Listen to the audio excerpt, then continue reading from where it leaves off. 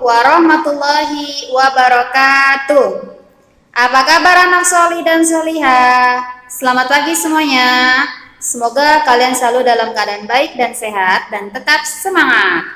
Baiklah, pada pertemuan kali ini kita sudah memasuki tematik 3C, subtema 2, wujud benda untuk mata pelajaran PKN. Mari kita bahas materinya bersama-sama. Okay, before we study, let's say basmalah together. Bismillahirrahmanirrahim. In the name of Allah, the most gracious, the most merciful. Baiklah anak-anak, pada pembelajaran kedua kali ini, untuk pelajaran PKN kita belajar tolong-menolong. Tolong-menolong artinya saling membantu antar sesama manusia. Tolong-menolong merupakan perilaku terpuji. Tolong-menolong juga harus dilakukan dengan tulus dan ikhlas, artinya tidak mengharapkan imbalan dari orang yang ditolong. Berikut adalah contoh sikap tolong-menolong. Yang pertama, menolong anak yang kesasar dengan mengantarkannya ke rumahnya. Kemudian, menolong teman yang terjatuh, mengumpulkan sumbangan untuk korban bencana alam, dan yang terakhir membantu membawakan belanjaan ibu. Miss yakin kalian pernah mengalami peristiwa seperti yang ada pada slide ini ya.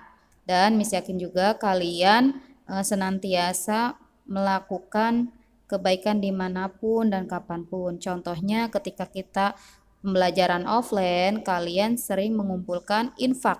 Infak itu nanti akan digunakan untuk membantu teman-teman atau orang yang kesulitan. Selain contohnya, tolong menolong juga memiliki manfaat. Apa sih manfaatnya? Yang pertama, meringankan beban orang lain, kemudian mempererat persahabatan, menumbuhkan kerukunan antar sesama manusia, pekerjaan yang sulit akan terasa lebih mudah, dan pekerjaan juga menjadi cepat selesai.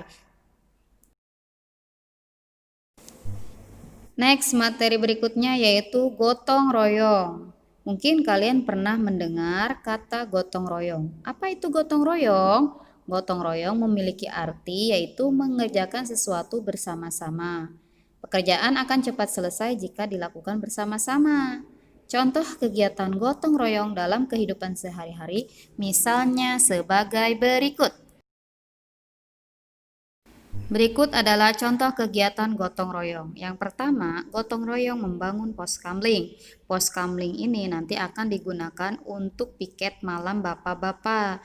Untuk apa diadakan piket malam? Untuk menghindari hal-hal yang tidak diinginkan, misalkan pencurian ataupun yang lainnya. Kemudian, contoh berikutnya adalah gotong royong membersihkan halaman sekolah. Ini biasanya dilakukan oleh para siswa ya. Dan yang terakhir, gotong royong menyiapkan makanan di rumah dilakukan bersama anggota keluarga semua.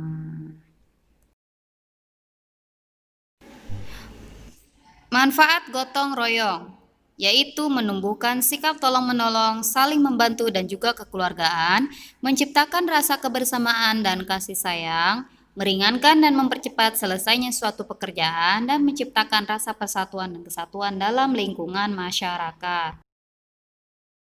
Gotong royong dapat dilakukan di lingkungan tempat tinggal. Berikut adalah contoh bentuk gotong royong di lingkungan tempat tinggal. Yang pertama, mengikuti kegiatan kerja bakti, membersihkan lingkungan. Gotong royong memperbaiki jalan yang rusak. Gotong royong membantu warga yang terkena musibah. Gotong royong membangun jembatan penghubung antar desa, dan yang terakhir gotong royong membantu korban bencana alam. Ini masuk pembelajaran 5 halaman 56. Next, materi terakhir pembelajaran ke-6 yaitu halaman 60 tentang hidup sederhana. Apa itu hidup sederhana?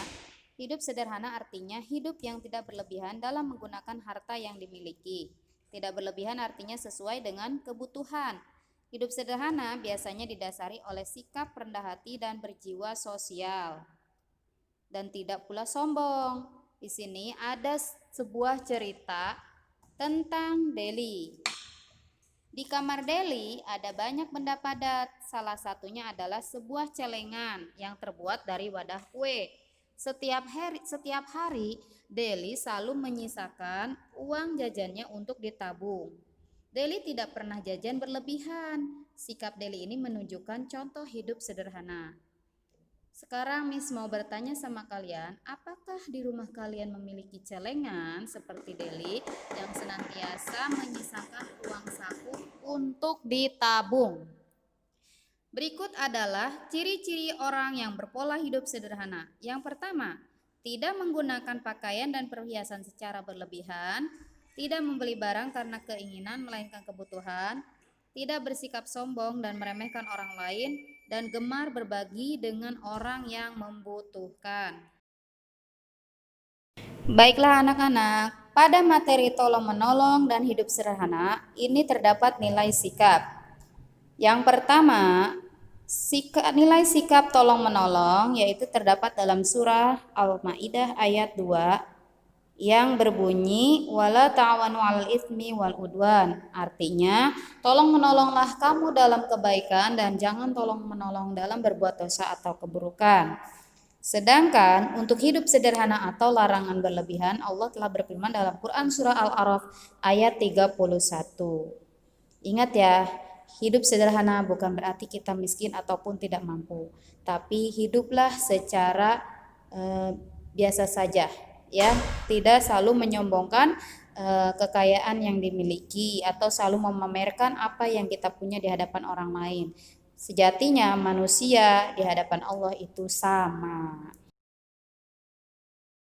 Baiklah, untuk tugasnya silakan kalian siapkan buku tugas dan jawab pertanyaan nomor 1 dan nomor 2, yaitu menilai sikap teman yang berperilaku hidup sederhana. Kemudian untuk jawaban yang pertama, kalian pernah melakukan pertolongan kepada teman ataupun orang lain, siapa namanya, di mana kejadiannya, silakan ditulis di buku tugas. Untuk tugas yang terakhir, seperti contoh Deli, Miss minta kalian untuk mengirimkan bukti foto berupa celengan yang ada di rumah kalian yang biasa kalian gunakan untuk menyisakan uang saku yang kalian tabung. Terima kasih anak-anak sudah menyaksikan videonya sampai tuntas. Mudah-mudahan kalian bisa mengambil manfaat dan hikmah dari materi kali ini. Oke, assalamualaikum warahmatullahi wabarakatuh.